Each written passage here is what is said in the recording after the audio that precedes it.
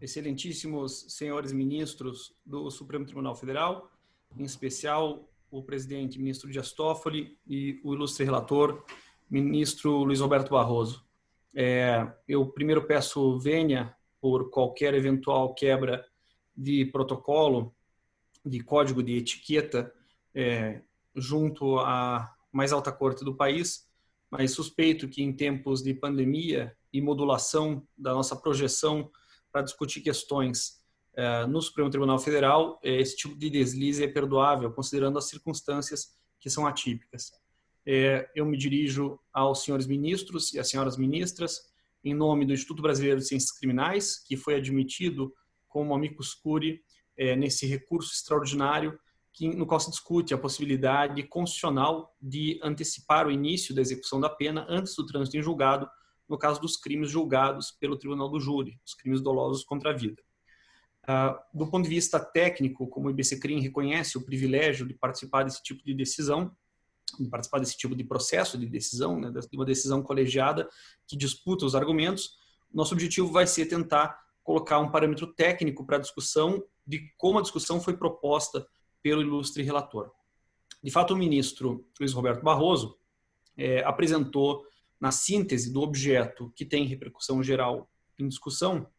4 argumentos para indicar a possibilidade de aplicação antecipada da pena depois do julgamento pelo Conselho de Sentença. Seria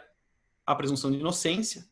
como princípio definido no artigo 5º, inciso 57 da Constituição da República, o reconhecimento da soberania dos vereditos, a dignidade da pessoa humana e o princípio da proteção insuficiente. Veja, analisando do ponto de vista da teoria geral do direito, a discussão assim colocada parece já ser equivocada, parece ser um equívoco técnico. Por quê? Porque nós não estamos diante de 4 princípios em disputa. Essas normas que eu recém mencionei têm características normativas específicas e não se subsomem à descrição genérica de princípios, o que faria pensar que isso é um problema de ponderação, de sopesamento, que pode ser resolvido dentro, digamos, de uma escala hierárquica de qual princípio é prevalente no caso. Não. É importante deixar claro que a discussão assim colocada, parece-nos, do ponto de vista técnico, corre um grande risco de contaminação ideológica, de dizer que existe um desnivelamento, né, de princípios em favor de que no momento dramático da expressão da sentença pelo Conselho de Sentença no Tribunal do Júri, isso torne o ato de o sujeito sair preso um ato simbólico de reforço, digamos, da força normativa do Estado, da competência punitiva estatal.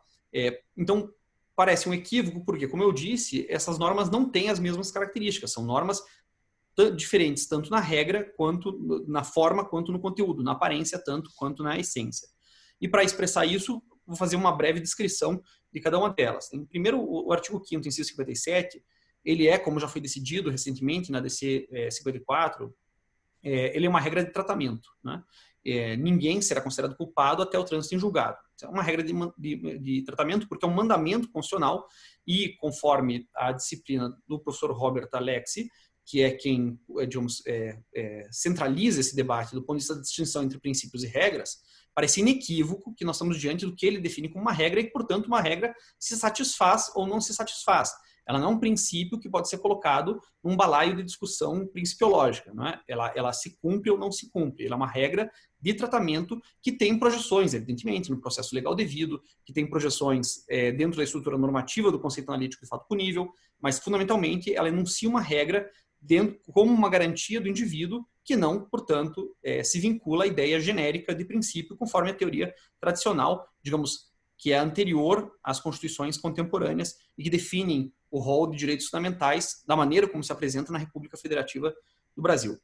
Logo, se é uma regra de tratamento, não pode ser objeto de ponderação e já se exclui aquele debate da maneira como foi proposto. O segundo elemento é a soberania dos vereditos, né? A soberania dos vereditos é uma das expressões do artigo 5º, inciso 38, ele é apenas uma dessas dimensões, que garantem, aí fundamentalmente, no artigo 5º, inciso 38, uma regra de jurisdição e competência. Se define o Tribunal do Júri para ser o responsável pelos crimes dolosos contra a vida, abrindo a possibilidade de que possa julgar outros crimes, mas dizendo que nos crimes dolosos contra a vida será, né, o Tribunal do Júri, e definindo que a extensão do conteúdo material do caso penal, ou seja, a possibilidade de afirmar alguém como culpado ou inocente por um crime doloso contra a vida, é exclusiva do conselho de sentença. Nesse sentido, nós temos que reconhecer que o tribunal do júri não pode ter a sua decisão revista no conteúdo, mas deve e precisa ter um controle do processo e das possibilidades de condenação, se for, né, evidentemente contrária à prova nos autos, em favor da defesa, por exemplo. Não há dúvida de que a manutenção do direito do júri decidir o destino de alguém por ele julgado se mantém, mesmo que um tribunal anule depois o processo, descobrindo, por exemplo, um vício processual, uma violação do Código de Processo Penal, uma violação da Constituição da República. Então, veja, que seja anulável uma decisão do júri não afeta a soberania e nem transforma o sujeito em culpado, porque o conceito de culpabilidade aqui, como culpa do artigo 5º, inciso 58, está vinculado à ideia de trânsito em julgado. E como é possível anular um julgamento, por mais que o julgamento material tenha que ser revisto por outro conselho de sentença, por outro corpo de jurados, isso não vai modificar o fato de que a competência continua sendo do tribunal do júri. Então, não é uma regra de competência e jurisdição, não é um princípio e, portanto, não pode ser sopesado. Se nós considerarmos que esses dois principais argumentos, certo? De que não há substituição quando se anula, por exemplo, um processo e que a regra da presunção de inocência continua valendo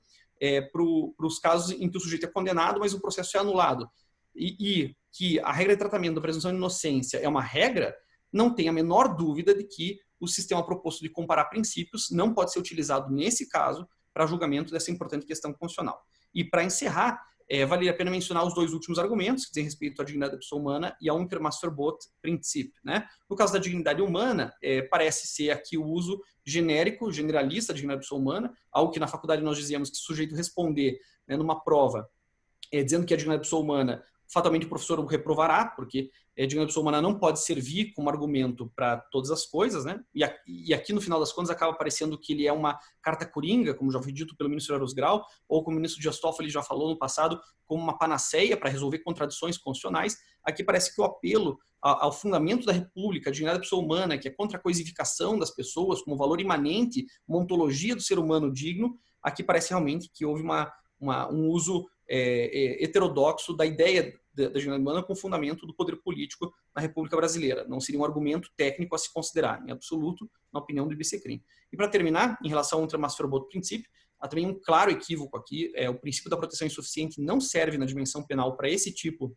de extensão da atividade punitiva. Ele é um princípio que, dentro da restrição da competência punitiva do Estado, indica pontos nos quais o Estado é omisso para a proteção do indivíduo por atos do Estado. Então, assim, por exemplo, ele poderia discutir a responsabilidade penal de juízes da execução penal notificados do risco iminente de morte de um preso, e se eles não fizerem nada e essa morte vir a ocorrer, se ele pode ou não ser responsabilizado como extensão e atribuição de um poder, de uma responsabilidade pessoal por um ato que se pratica contra um cidadão. Também pode ser utilizado esse princípio doutrinário, né, que não tem base legal no Brasil, que tem que ser derivado por alguma regra hermenêutica, mas que não tem fundamento constitucional, a diferença dos demais. Ele serve para realizar e concretizar direitos sociais, mas em absoluto, ele não serve para poder justificar a negação de uma regra de tratamento que se aplica sem problema nenhum com a garantia da soberania dos vereditos, com o qual está perfeitamente harmonizado. Nesse sentido, eu agradeço a atenção de Vossas Excelências, me ressinto de não poder estar pessoalmente, acho que todos lamentamos não poder discutir questões públicas dessa dignidade